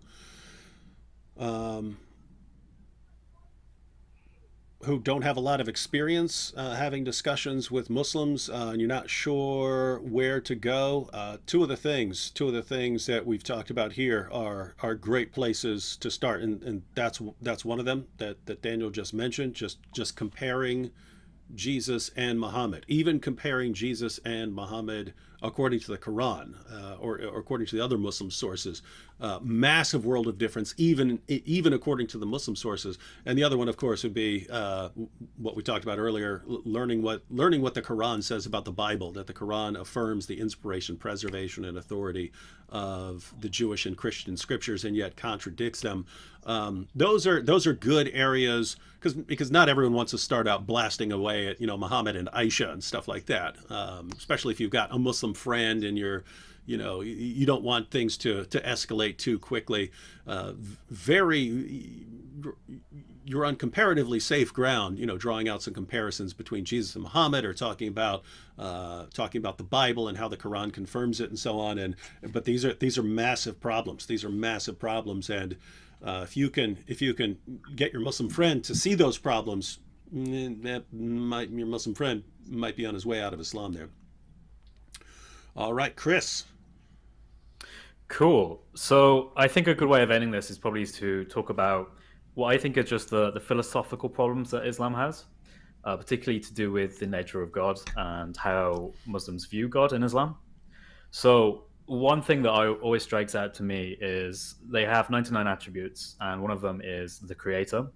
And because these attributes are inherent in Allah and they are eternal along with Allah, then that necessarily means that his attribute of being the Creator is an eternal one, and hence he is an eternal creator, and hence there is a eternal creation, and hence they've committed shirk. It's quite a simple thing to follow forward, but it's something that, because they have that particular view of those 99 attributes, and because they hold them in that particular way as they historically have, they don't have much ground to run to, so they have to hold to that and figure out some way of getting out of it. You'll see Muslims try and say things like, well, the very fact, it's not as if he actually has eternally been creating, but rather he's eternally had the potential to create. But the issue with this is there's no reason to believe that that's actually the case, and it's a very sort of weak argument to try to get out of this clear contradiction that their own understanding of their own religion has. It's again trying to deviate from what's been traditionally taught in order to save Islam. Another one, real quick, talking about, this is more to do with Salafis in particular, but in effect, why does Allah have in the Quran actual body parts, and what is the appropriate way of understanding what those body parts are? There are many Muslims, particularly Muslims in Speaker's Corner, who will actively tell you quite openly that yes, Allah does have body parts. He does have a shin, He does have 2 right hands. He does have a face. He does have eyes. He has all these things. He has a foot. But we don't know what they're like. We just don't know. But we know that he has them, but we can't tell you what they're like. And they're definitely not like our body parts. And the more you try and press on this, and you more try to understand exactly how that makes sense and how it doesn't just boil down into nonsense, the more you realize they don't have any answers at all. They simply have to keep holding to this belief purely out of faith that Allah does have body parts. They are completely unknowable. They're not like our body parts, but they are in some way suitable to be called body parts. And I could go on. Allah's inability to have any kind of proper relationship with his creation. The fact that he is above his throne, but also descends to the lowest heaven. Actually, I think, Bob, you mentioned that earlier. There's a ton of these philosophical problems. The nature of God is just so twisted and irrational. You can tell there's no philosophical background. Whoever was writing this, however this came to be, the Quran, they didn't understand what they were talking about. And since that was a point about philosophical problems, I'll just give my final point connected to a lot of other issues that have been brought up about the overarching theological problem, namely that Islam is just theologically incoherent. And there could be tons of different examples of that. But I'm talking, if you just look at what Islam says about the origins of Christianity, let's say. So Islam affirms that Jesus is a prophet, and as we've seen, born of a virgin, performed miracles, lives this miraculous life. The Quran not only affirms that, but also affirms that Jesus was successful in his preaching and that he won followers who converted to Islam due to his preaching. So the Quran says that, the Jesus' disciples were saying, hey, we bear witness that we're Muslims. But then when Allah is about to take Jesus away, he tells Jesus that he's going to, don't worry, Jesus, this is Allah, says, I'm going to protect your followers until the day of resurrection. And then Allah says that after everything, Allah helped the true followers of Jesus until they became uppermost over the ones who rejected Jesus. And you can look at Yusuf Ali's commentary on that verse, Surah 61, verse 14, where Yusuf Ali says that this refers to Christianity taking over the Roman Empire. Right? That's when Christianity became uppermost. But notice, Allah says he's going to protect the true followers of Jesus, and that the true followers of Jesus, because of the help of Allah, the true followers of Jesus became uppermost. Well, great. Notice, Muslims want to say there's some sort of original Christianity that lines up with Islam. Great. Did that become uppermost? Did that take over the Roman Empire? Well, you notice, it's incoherent. You cannot make sense of this. You cannot possibly make sense of this.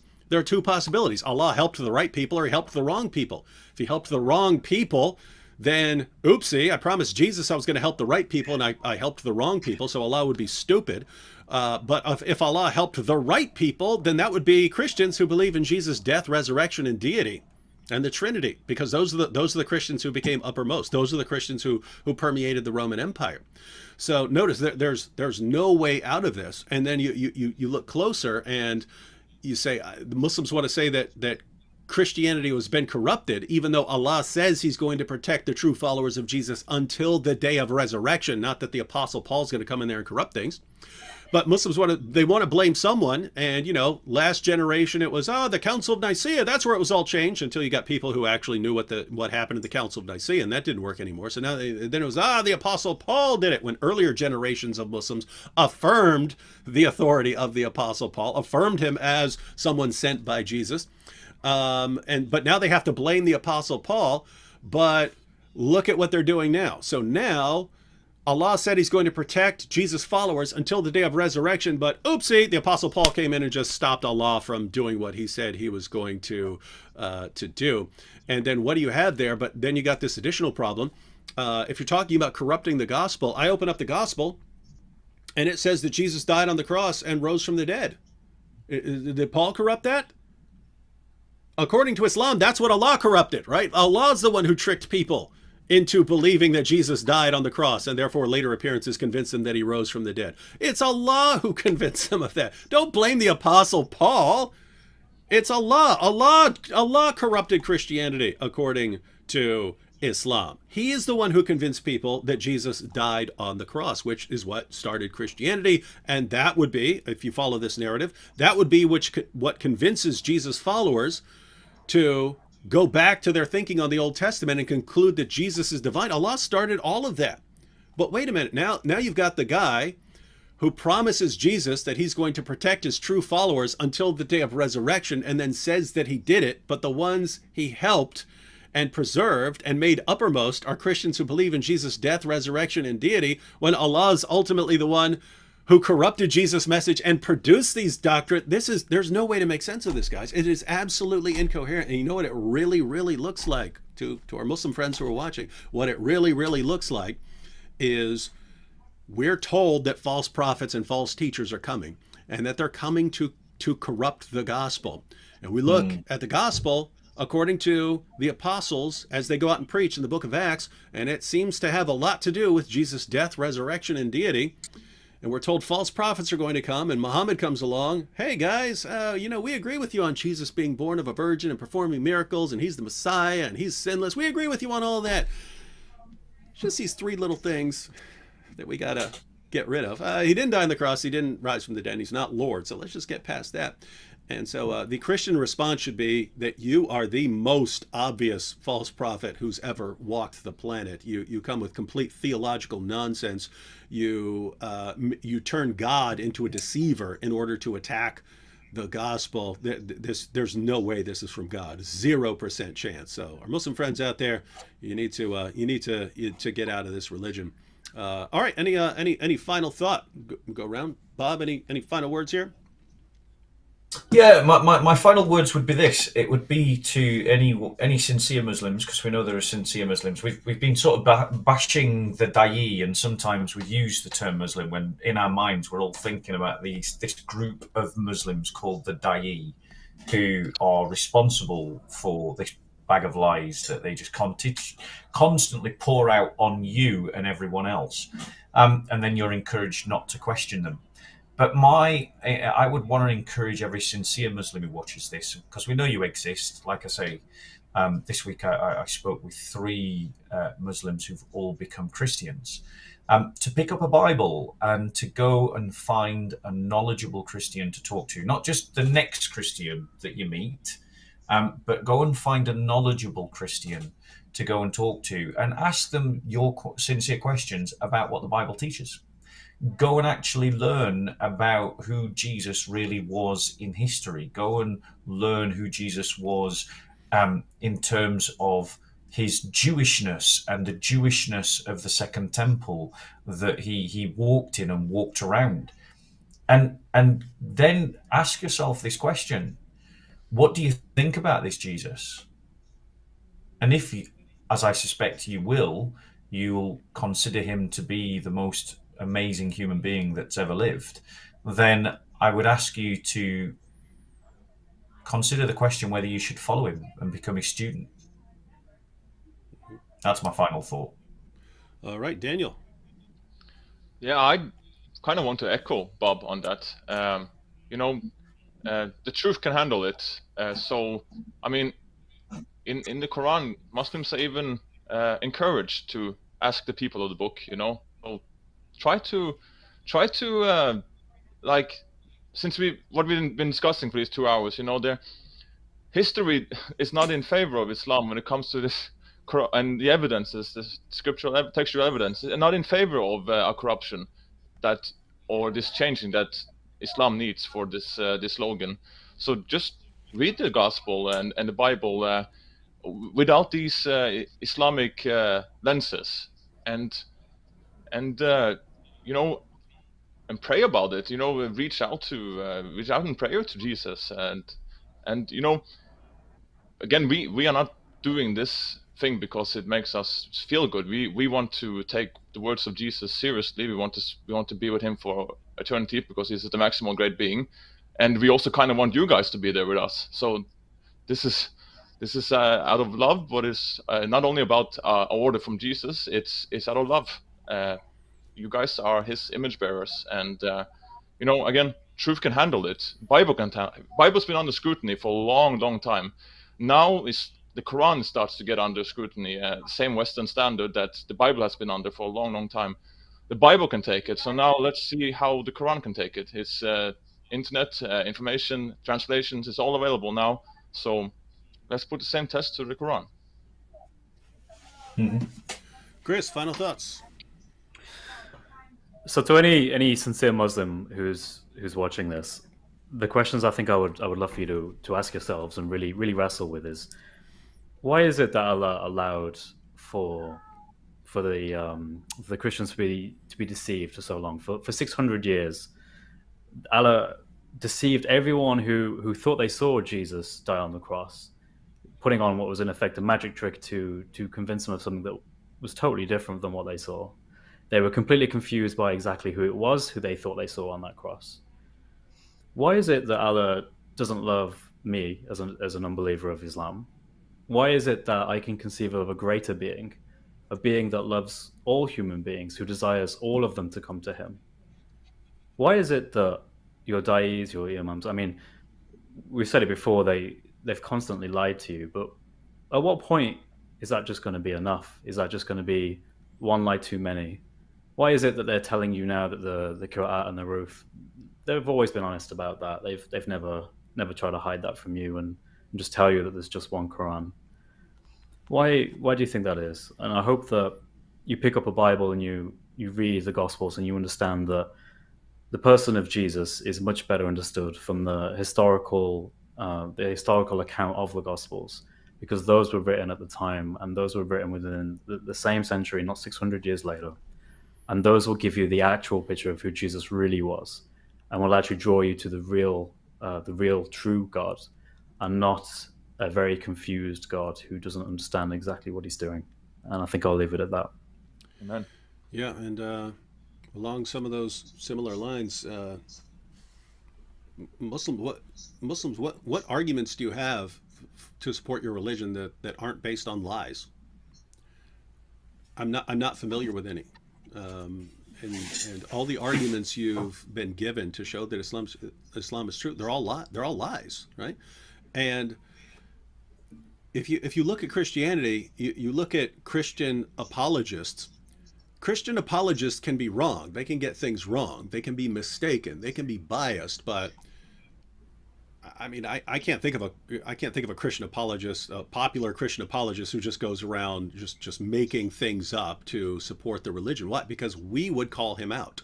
Christians would call that man out. If a Christian apologist started walking around saying there's never been one textual variant in the entire history of Christianity, he would not be successful.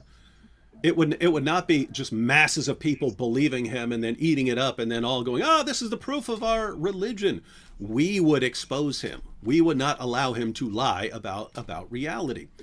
And yet you go to your most popular apologists of the past decades, Ahmed Deedat, Zakir Naik, they're the biggest bunch of liars the world has ever seen. Why do they get in positions of such prestige in your religion? Why do they lie, knowing that people can just go look this up and know that they're lying? They know their audience and they know that it just doesn't bother you. It just doesn't. It's not a concern. So they know, Zakir Naik knows he can stand up and lie 1,000 times in a row and that not one of you will call him out for his lies. I'm talking about his fans. There could be some other Muslims, writing for a site or something like that who would call him out. But generally, he knows his followers are totally happy with him lying. And just, I mean, again, why is this so common in your religion? And are we mistaken to think that it has something to do with Allah bragging about being the best of deceivers and Allah telling Jesus one thing and then doing something else and then corrupting Christianity? Does it have something to do with Allah sounding a lot like Satan and then you worshiping him? Just a question. All right. Well, thanks to Bob and Daniel and Chris for joining me. I am handing this channel. I'm going to delete my content tonight and hand this channel over to Hatun. I'm going to have her keep this. I'll have her keep this live stream up for a few days or a week or something like that, so everyone who hasn't seen it can catch it. Most people who watch a live stream actually watch it afterwards, after it's been up, and then of course I'm sure these guys are gonna download it as well. But guys, in the description box, you have links to their channels. These are guys who are on the front lines dealing with these issues. So check out their channels, check out their videos. And I was about to say, oh no, I will. I was about to say, catch you next time. Yeah, there will be. Yeah, I was thinking there is no next time, but no, I have one more live stream tonight. So catch you all then.